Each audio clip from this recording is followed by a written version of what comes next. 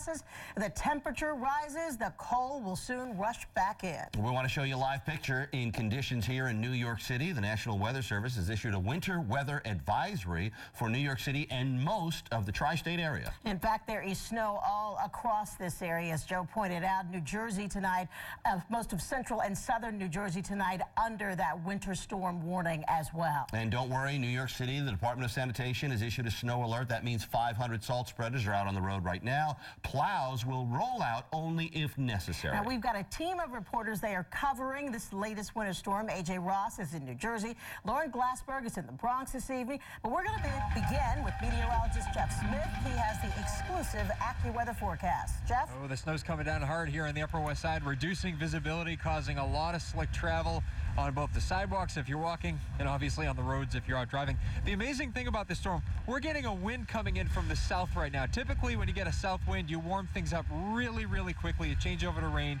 You can't even get a half inch or an inch of snow. Not the case in this scenario because we had such a cold air mass in place already.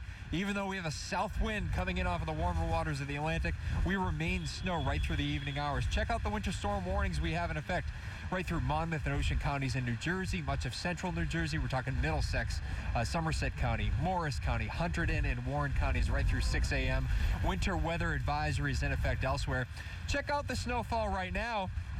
Pretty good region of snow. New York City, Long Island, into southwestern Connecticut, central and southern New Jersey. A little bit of a break in the action to the north and west, but that hole in the snowfall will gradually fill in during the next several hours. 29 right now, so still below freezing in the park, still below freezing all the way down the Jersey Shore as well. So this snowfall will easily be able to accumulate right through 10 p.m. A general 3 to 6 inches expected, and then it will gradually mix with and change to sleet and freezing rain. That changeover line moving up the Jersey Shore as we head throughout the evening hours, probably after 9 or 10 o'clock, and eventually right along the immediate coast, changing over to rainfall. But again, not before 3 to 6 inches falls region-wide. Much more ahead in your full AccuWeather forecast. We'll tell you when all this winds down. Back over to you, Joe. All right, Jeff, we'll see you in a few minutes. We're in the middle of a weather roller coaster. First the snow, then the sleet, soon the rain.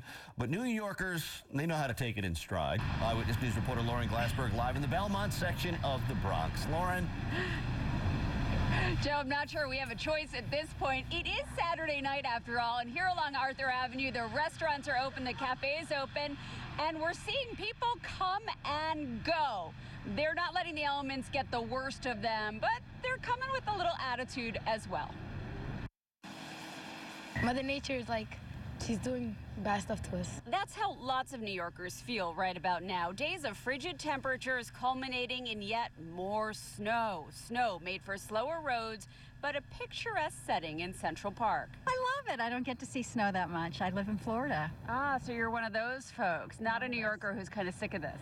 Not yet. Well, this winter wonderland will be short-lived as icier conditions move in. The city's sanitation department is gearing up, the emphasis on salting. We have over 500 salt spreaders out on the road right now, and they're primarily focused on our critical and our primary routes at the moment, our highways, large streets and avenues.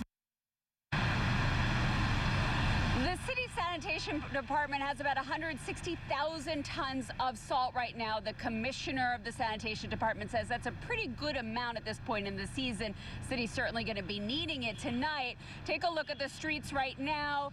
A little bit of accumulation. The issue will be the icy precipitation that follows. That will make for slick roads. So if you are headed out later tonight, use caution, use mass transit if possible. We're live in the Belmont section of the Bronx. Lauren Glassberg, Channel 7 Eyewitness News. Excellent advice, Lauren. Thank you very much. That wintry mix of snow, sleet, freezing rain is threatening to make travel treacherous in New Jersey as well. Our coverage continues with Eyewitness News reporter AJ Ross live along the Palisades Parkway at Inglewood Cliffs. AJ? Sandra, it's been coming down pretty hard and steady here along the Palisades Parkway with slick spots giving some difficulty to more than a few drivers. At one point in time, there were 3 active accidents along a small stretch of this highway. Take a look at this car that spun out along the southbound lanes near exit 2 and got trapped in the snowy median. We were there as a tow truck pulled the couple inside out and Fortunately, no one was injured. However, this wasn't the only close call along the Palisades this afternoon. Another car reported to be turned over in the northbound lanes just hours ago, and our news truck passed a Mercedes stranded atop a mountain of ice along the highway shoulder. Drivers we talked to say the roads are hit or miss, and people should take it easy. The parkway was not so good, at least heading towards the GW Bridge. The other side, I'm not sure. But we did get behind a salt truck, so I think they're starting to clean them up now.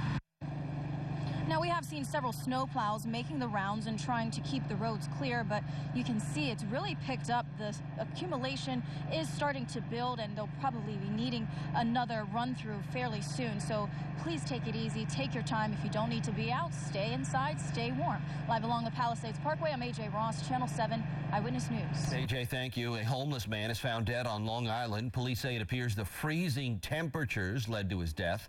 The body of 44-year-old Jermaine Mendoza was found inside a detached garage in Greenport where he had been living. Mendoza has a history of breaking into places to get out of the cold. Police arrested him back in January after he broke into a woman's home and fell asleep in her bed. We have received plenty of pictures of the storm from Eyewitness News viewers, and here are just a few of them. You can send your pictures and your video through 7 Online, Facebook, or Twitter. Just use the hashtag ABC7NY. And remember, you can track the weather anytime with the AccuTrack Weather Alert app. You can also find out if schools are delayed or canceled right on the app or here on the air. We turn now to that deadly fire in New Jersey that claimed the lives of 2 children. Tonight, we're learning new information about what happened in the seconds right after the flames erupted inside that home. Eyewitness News reporter Renee Stoll is at the scene in Orange. Renee? Sandra, these 2 children must have been terrified from the flames they faced because they did the unthinkable. They jumped out of that 3rd-story window onto the porch roof and then into the hands of a Good Samaritan. Today, a layer of white snow covers the charred remains of this home in Orange, New Jersey, the spot of a horrific fire that claimed the life of 2 young children last night. I was actually in the back playing pool, and a friend of mine said, "Yo, Tanika house on fire." When Dion Jones looked, he saw a wall of flames in this 3-story home on Central Place. And the whole block was lit up. Inside the home, officials say 7 people, most of them children. 2 children escaped the flames, witnesses say, by jumping out of the 3rd-floor window. The 6-year-old said she pushed her little brother out. They caught him. Like, he jumped, they caught him. There were people surrounding the house trying to get people out, and when the kids jumped, some of the neighbors were able to receive them. However, 2 children were not able to escape. 6-year-old Jada McEachin, who neighbors say tried to save her siblings, and 1-year-old Zion Tony, both found on the 3rd floor. To know that someone died, just horrible. It's the worst thing ever. At this point, fire investigators don't know how the fire started and haven't determined exactly where in the house it began.